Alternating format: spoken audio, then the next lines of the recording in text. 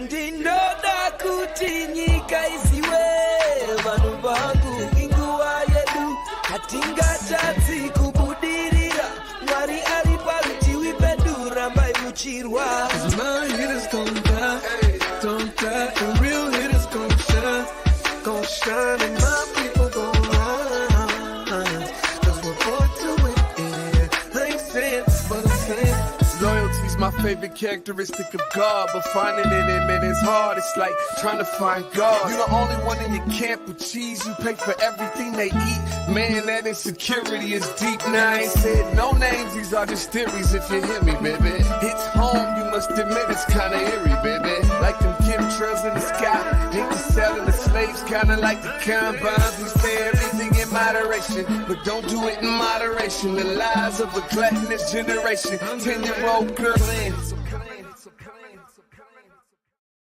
Well, Grand Rising, everybody. Welcome to the day with Trae. I'm your host, Trae Holiday, and so glad to have y'all with us in the Black Media Matters studios. Of course, we have a great show for y'all on this thorough Thursday, or, our resident life coach is in the building, so it's like, Think It Through Thursday. He's going to be giving us some tips at the end of the show here. We're going to be hearing more about how you can become a real lifer. But before him, I get to sit down with Nicole Harvey. She's also here on the set with me today, and she's going to be telling us more about Jazz Ed. You guys have been hearing us talk about this and their amazing programs to bring jazz into the youth and into our community. So I'm so glad that I'll be able to talk with her as well. But of course, this is the top of the show, so it's a great time for you guys to tag and share the stream. Go ahead, please tag and share the stream with folks you feel could benefit from a daily dose of dopeness right here on The Day with Trae.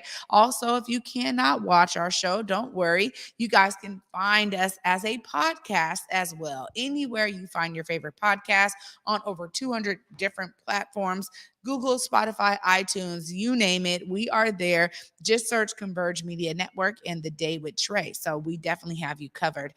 We want to keep some of these messages alive. I know for those of you who were able to see the show yesterday, thank you so much. People were reaching out like, wait, we couldn't hear and this and that. Well, we made it work. So you guys can also check out the interviews with Dwayne and Simon that happened later on in the show. You guys can check those out. They're all over our socials. Make sure you guys hear what they had to say, because for me, I want y'all to be inspired. And both of their interviews were truly inspiring. So thankful to them for being on the show yesterday. And of course, to Brian Calhoun, who always gives us the scoop on Seattle news, views, and brews. But also, I got to say that, we've been keeping this message alive. I mean, Dwayne was talking about Elixir of Love yesterday, and you guys want to get your tickets to this amazing show. Elixir of Love right now until August 20th is going on at the Seattle Opera. It is a beautiful show, amazing vocalists, and I'm telling y'all, these are highly trained professionals when it comes to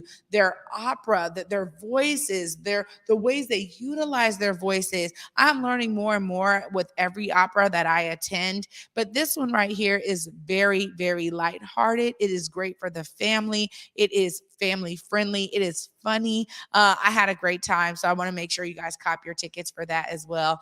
And, we are going to be talking about this throughout the show, but Jazz Ed, they have some programs open right now.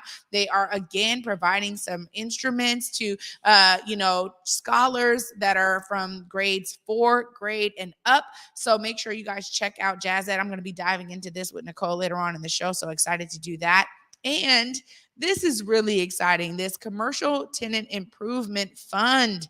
Oh my goodness. The Office of Economic Development has invested $1.9 million into a fund. You guys can apply if you have commercial tenant improvements that are needed, especially for those businesses that have been impacted by COVID. You can apply for up to $100,000, which is no chump change, no small fee. They could go a long way to make sure that you are able to retrofit your commercial space for the needs of your business. There's a lot of businesses that are opening in the community that need this fund and that need to take advantage of it. So please make sure you guys check out the link. Curtis is putting it right there in the comments for you all, so you guys have easy access to apply for this fund. Now, I get to take a quick break before I bring in my next guest, Nicole Harvey from Jazz Ed. She's going to be telling us all about the programs they have there and about her role. So stay tuned after this short break, y'all. You're watching The Day with Trae.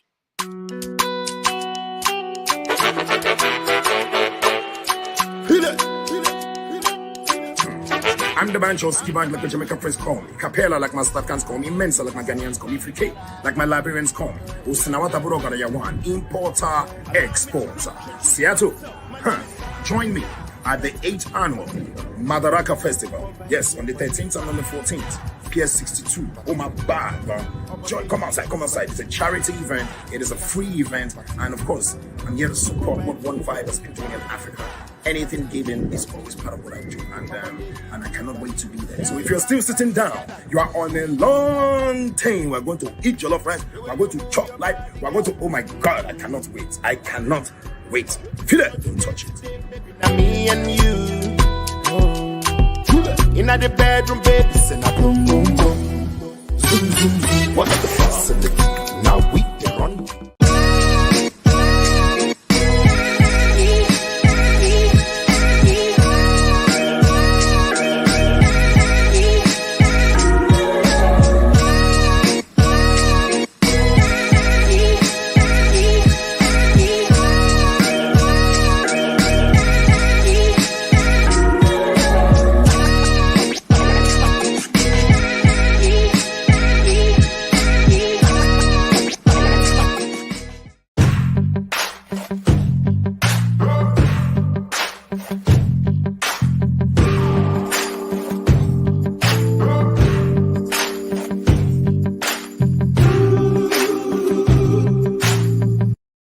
Welcome back, everybody, to The Day with Trae. I'm your host, Trae Holiday. And joining me right now is Nicole Harvey in the building from Jazz Ed. What's up, Nicole? How are you? I'm good, Trae. How are you doing? Good. Thank you so much for joining me in the Black Media Matters studios. I'm excited to be here. Thank you for having me. Absolutely. Well, we're glad that you are here. And this sounds like a phenomenal program just from what we've been sharing throughout the week. Tell us a little bit more about Jazz Ed. How did this start? Yes, great question. So Jazz Ed was created about 10 years ago by our executive director, Lori DeCook, in partnership with some other parents from Garfield High School and Clarence Acox, who was the former jazz band director back in the day. Based on watching her own sons go through the music education program at the Seattle Public School District, she really quickly noticed that the further along they got in their music education pathway, the wider and more affluent those classrooms got. So she banded together with Clarence Acox and Robert Natt to start the conversation, and Jazz Ed was created out of that to increase access to music education, specifically for Black and Brown youth, and to help them continue exploring music specifically as their own education and personal growth.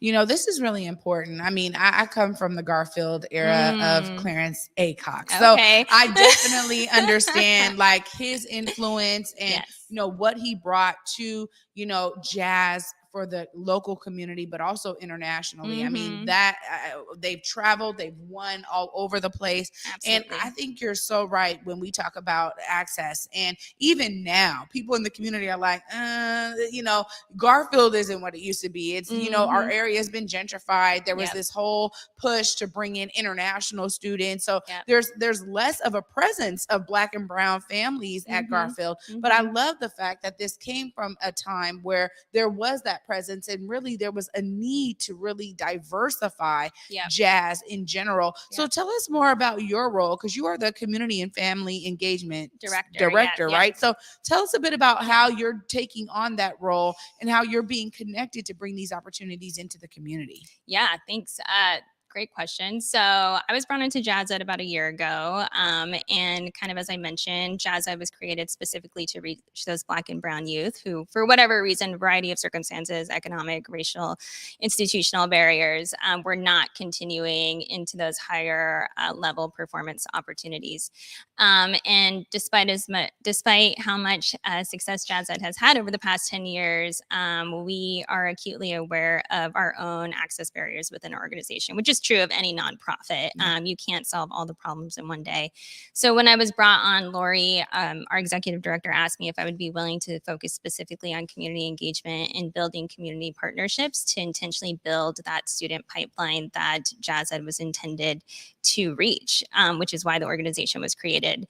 So what I do specifically is manage the programs team to implement this community engagement strategy, specifically a place-based community engagement strategy that kind of flips traditional arts models on its head. And instead of asking students and families to do all the work, if they happen to hear about us, to fill out the registration form, bring their students to our facilities, so on and so forth, to quite literally mobilize our organization and to get us on the road and to get us out into the community and build intentional relationships with schools, community-based organizations, so on and so forth, to bring our programming into a space where those students and families already already feel seen and already feel valued and feel safe, and figure out a way to bring our programs to them without requiring any initial investment be made by our community partners.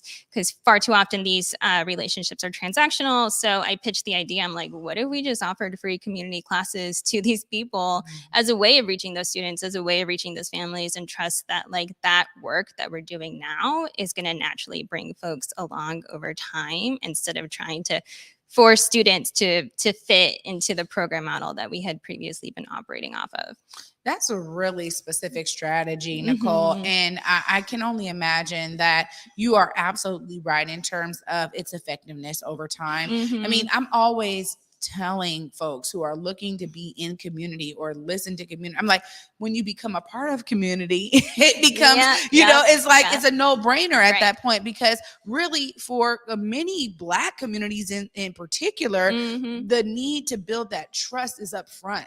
Because in order for me to know that this is an institution that's going to take care of my child, take care of my scholar, I need to be sure that I can trust this institution, this organization. I can trust the individuals that are going to be having access to my child. All of those things are like upfront, and maybe for many communities, but I'm talking specifically about what I experience as a parent, as a mother, and also what I see with those families that I'm around oftentimes that are saying, look, I didn't do that because I wasn't sure. The representative they sent was a little bit sketchy, or, I've never seen them out in community. And, I think it's very true with so many different industries. So I love that you guys have said, instead of us being like, this is where we are, come.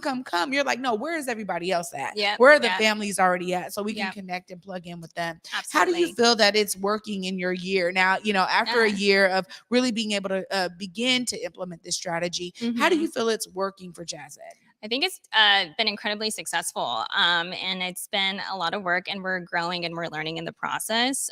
What that actually looked like in practice, especially emerging from the pandemic where everybody's still trying to get their bearings, especially in the school and like after school context. What we heard loud and clear is like, yes, we want these opportunities for our students, for our scholars, but we can't like do the work of getting our students to you. We can't have an after school program because busing is an issue right now, or these parents are working and they can't come back and pick up their scholar late.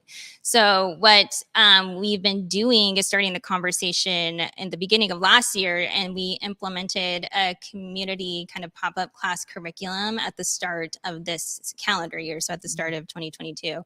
And what that looked like was us building strategic partnerships with a handful of schools and community-based organizations such as Mary's Place, Launch Seattle, Bailey Gatzer Elementary, to name a few. And we were just like getting in front of people. We were tabling at recess. We were doing ukulele after school clubs. We were doing Weebop. We were like trying all the things, just to get the music in front of people, especially for those kids who wouldn't otherwise have access to those opportunities, just to see if it was a good fit. And it wasn't perfect, and it was a little bit bumpy. And we heard some feedback, and we were like, okay, we're going to shift. But going into this next year, we're going to have 4 satellite locations with Seattle Public Schools, in addition to Rainier Prep Middle School, in addition to 2 community partnerships with Launch and Mary's Place that we're going to continue to build out that curriculum to continue to bring more students and families in. So I'm really excited about the progress that we've made. I just hope that we can keep the momentum going. Absolutely. Well, it sounds like you guys are off to a great start, Nicole, and that you have been an amazing addition to Jazz Ed. If somebody out there in the ethos, or anybody watching or listening, make sure you look right there in the camera. Let them know how they can plug in and be one of the families that are being serviced by Jazz Ed. Yes. If you are a student in 4th through 12th grade, or if you have a student or a scholar in 4th through 12th grade and you're interested in exploring music education, whether you're a beginner or you've been playing for a long time, we have a seat for you and we would love to have you join us. This fall, our academic programming starts the first week of October and will continue through June with various opportunities. And we have that sliding scale tuition policy. So families get to choose what they pay, no questions asked. And to find more information, you can go to www.seattlejazzed.org, or you can email us directly at programs@seattlejazzed.org, or you can call us at 206-324-5299. Amazing resources. You came prepared, Nicole. I love it. You got it all in. You got it all in. Thank you so much for joining me today. And thank you for your work out here in community to bring jazz to our families. It's necessary because we are the originators of jazz, right? And so the last thing we need to see is it not, staying in our community. We need to keep a hold of that and really make sure that our scholars are excited about jazz. So thank you so much. Thank you. Absolutely. Happy to be here. Yeah, well, what a great, phenomenal way that Jazz Ed is being intentional to serve communities of Black and brown families. You guys heard all of the ways to connect with them right there. Make sure that you are plugging in. I know, like I said, look, my youngest one, he's only in 3rd grade. So maybe next year I'll be looking at some opportunities. And I also think that there's some ways I'm going to be talking to Nicole about some of these other opportunities to connect with families. So there might be some things you guys may hear about in the future. But of course, coming up next is our resident life coach. He is in the building. We missed him. Oh, it's been a month since we've seen him. Curtis Calhoun is going to be giving us another real lifer tip after this short break. Y'all don't want to miss this because y'all know y'all can use this in your lives. Stay tuned, you guys. You're watching The Day with Trae.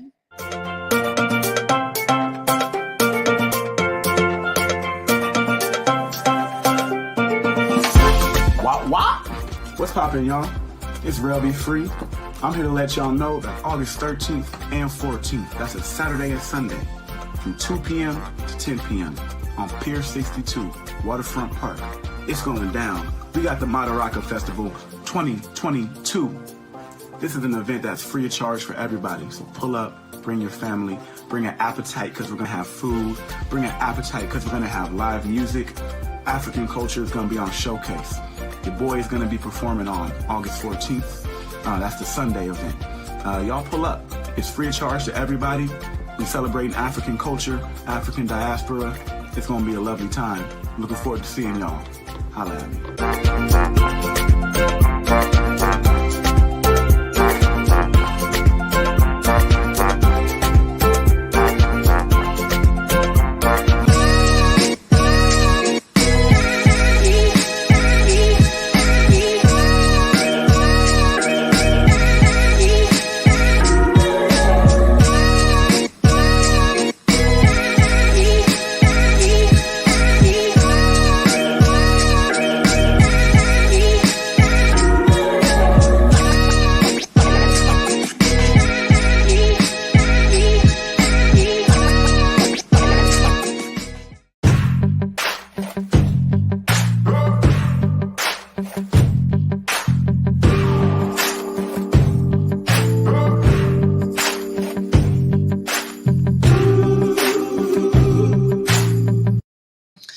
Welcome back, everybody, to The Day with Trae. I'm your host, Trae Holiday. And of course, Tonight, y'all are gonna want to check out Clapback Culture with my girl Julia Jesse.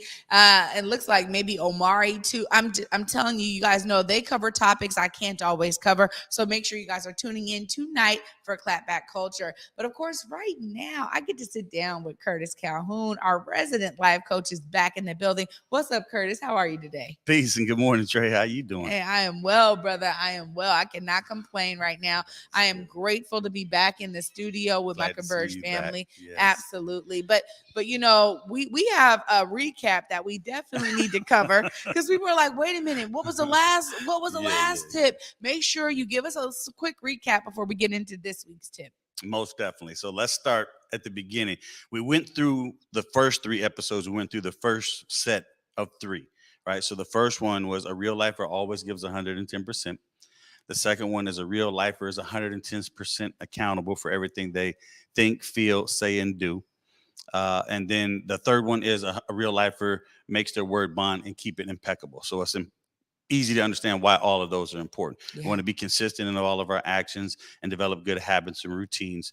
We want to be 100% accountable for the things that happen in our life because we don't want to blame somebody else or not have in our own hands the ability to manifest the things that we want. And then the other one is just credibility with your peers, colleagues, you know, and like they say, your reputation precedes you. So if you're known to be a person of a good word, good character, then it's always good to be able to have that and use that as leverage. Yeah, you know, this is for me. I think even as a young person, I always thought it was important, you know, and I don't know if it was because I was the oldest of 4 siblings, even at the time, 2 siblings, then 3, then 4, right? Yeah. But there was something so special about how my parents received me in that regard. So I was always like, okay, if for no other reason, I got to make sure that they keep this good relationship I got with them continues, right? So even as a young person, I always felt that okay, if I'm responsible, if I do what I say I'm going to do, I do what I'm supposed to do. You know, it puts me in this certain lane. So I love how all 3 of those really fit together. It brings us really to real lifer tip number 4. Share with us what we got going on. So real lifer tip number 4 is a real lifer pursues personal growth and development daily, right? So number 1, so we got 4 and then 4.1. So number 1 is be coachable. Find a coach or a mentor who will work with you and help to hold you accountable. And this was one of the biggest things I think that affected my life because all through my early 20s and 20s, or probably early 30s, I was just, you know, if somebody could just be my mentor, if I could trust somebody enough and somebody had the success that I want in life and they would be willing to share that with me, it would change my life. And eventually in my late 40s, I found somebody who could step in and fill that role. And from that point, I've seen my life change dramatically. So that's 4.1. 4.2 is read, listen, and watch personal development material daily, a minimum of 60 minutes a day. So this is important. And let me go back a little. My personal growth journey started at Seattle Central Community College when it was still a community college with Minnie Collins. I took a coordinated studies program. So one of the artists from the Liberty Bank building was an instructor, their professor, and she presented to the class something, Maslow's hierarchy of needs. And it talked about self-actualization and moving up the ladder. And that was kind of the first thing that kind of piqued my curiosity about personal development. Now, the second thing was about 23, 24 years old, I joined the Amway business, right? So with Amway, they have the Amway company where you have the products and all the things that come from that. But I worked also with a group called Worldwide Dream Builders who taught you how to be a better distributor through personal development. And that's kind of where these 12 principles, well, not the principles, but the concept of it comes from, is they had 8 core habits that you had to do to be a solid distributor. And then if you wanted to be hardcore, they added about 3 or 4. So from there, we used to listen to tapes at the time. It was tapes, cassette tapes, read books, do different things, attend different functions, have mentors, things like that. That helped us to be a better distributor. So this is where some of this development comes from with the real life or the coaching and the things that I do now. Now back to real life 4.2 is read, listen, and watch personal development material every day, minimum 60 minutes a day. So that's that part. Real lifer 4.3 is evaluate every experience and see where or how you can be more efficient in your actions to be able to reduce the amount of effort and increase the result. right? So this is important because as you learn, if we go back up to the top, I think it's 2.3, it talks about evaluating negative experiences. And those negative experiences, from that, you go back to where there's that why in the road and you determine, okay, what could I have done differently to get a better result? But here you take a positive result. Okay, this was good, but how can I improve on it? It's almost like in Black Panther. I love that line where Shuri said, yeah, just, if it's not broke, don't fix it. But no, it's always be improved, right? Yeah. So if we find something, we need to streamline the process, streamline the system, whatever it is, to be able to make it more efficient the next time, to have less effort and bigger results. Curtis, I mean, these are, first off, let me just go back to you talking about coordinated studies program, because I did coordinated studies program at Seattle Central as well. Yeah. And for I'm those sure of I you, was there before you, though. yeah, I'm sure. Well, I'm not going. Yeah, probably. But I will say this: for those of you who don't know, coordinated studies program is basically, it reminded me of elementary school, because what you're in a cohort that studies all subjects together. So from like 9 a.m. to 2 p.m., you're in a classroom with the same individuals learning different subject matters based in a collegiate environment.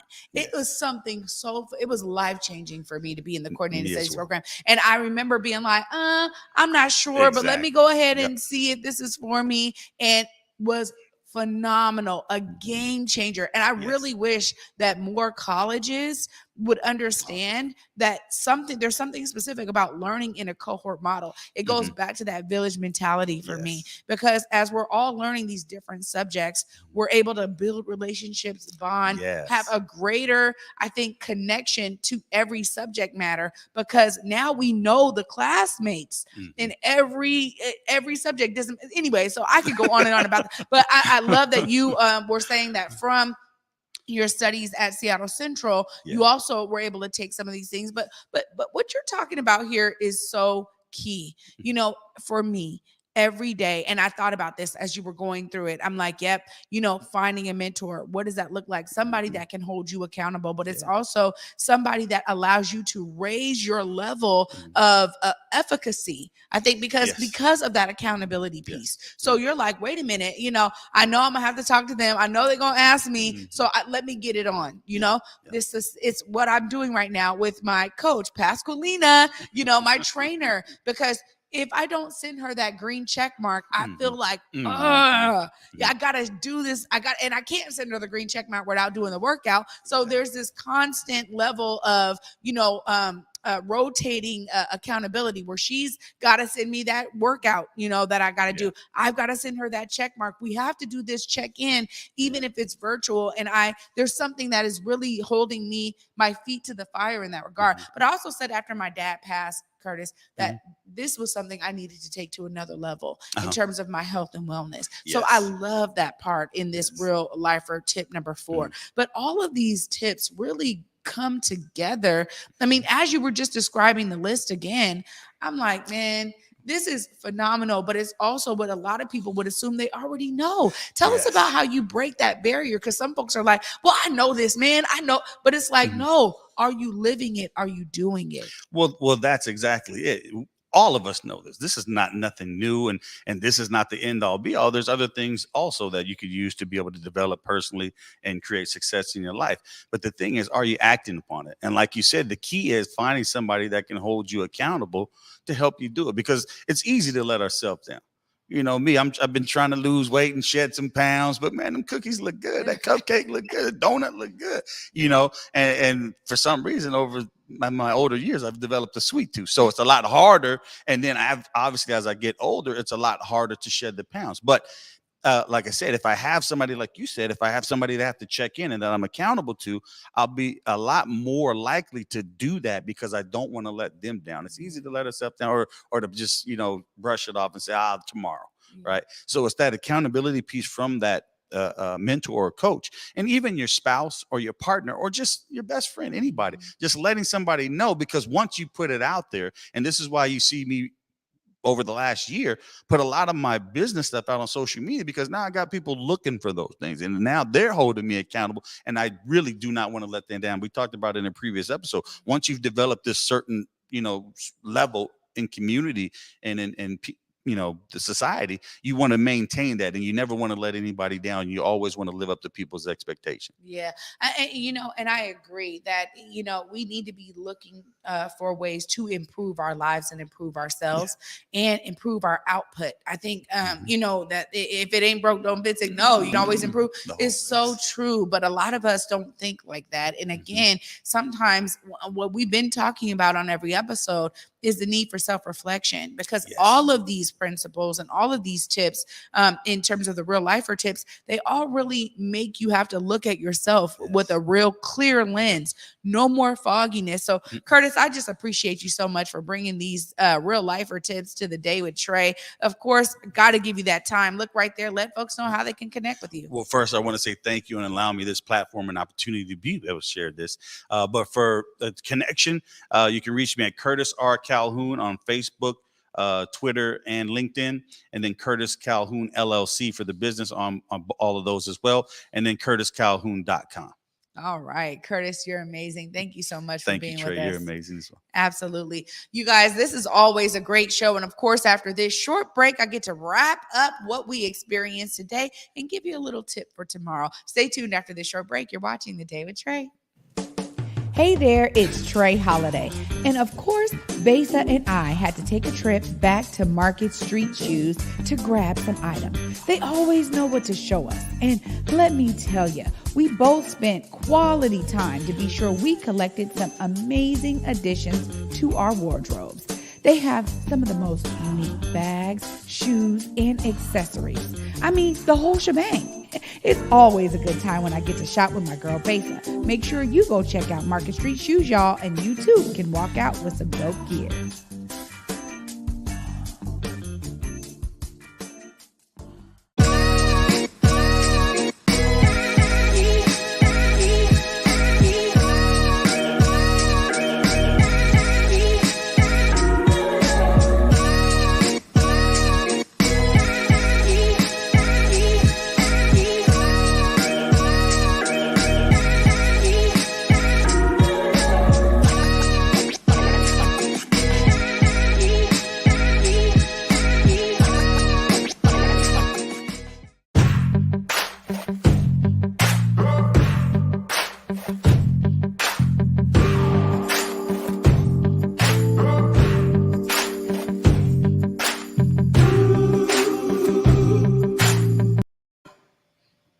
Welcome back, everybody, to The Day with Trae. I'm your host, Trae Holiday, and what a great, phenomenal episode on our Think It Through Thursday today. Of course, I got to give a great shout out to my guest, Nicole Harvey with Jazz Ed, who was here giving us all of the details about Jazz Ed, phenomenal program that they're offering, and really their intentionality to serve Black and Brown families is so key to make sure that we keep jazz diversified. Also, of course, our resident life coach in the building, back once again, Curtis Calhoun with that real lifer tip number 4. All of these real lifer tips are things that you guys can take to utilize in your daily lives, and he's making it super accessible. And as he said there, even if your accountability partner is your spouse, a friend, a family member, somebody that is holding you accountable that you kind of have to report back to let them know you're doing what you need to do. I love how he said that even him being more intentional about putting his business out there is because somebody's holding him accountable. So it definitely is this cascading effect of mentorship.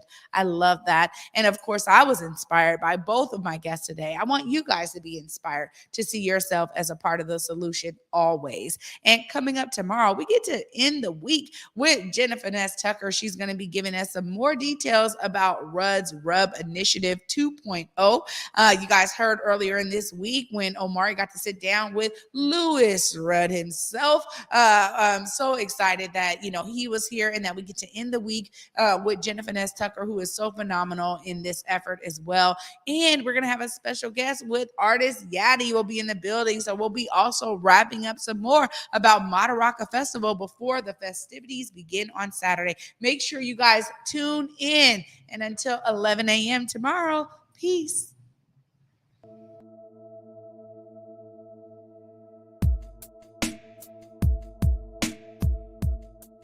Converge Media produces culturally relevant content for Black and urban audiences. Our coverage is raw, transparent, and objective, praised by community leaders, government officials, and residents. Support Converge Media today via Venmo, Cash App, or PayPal at Converge Media.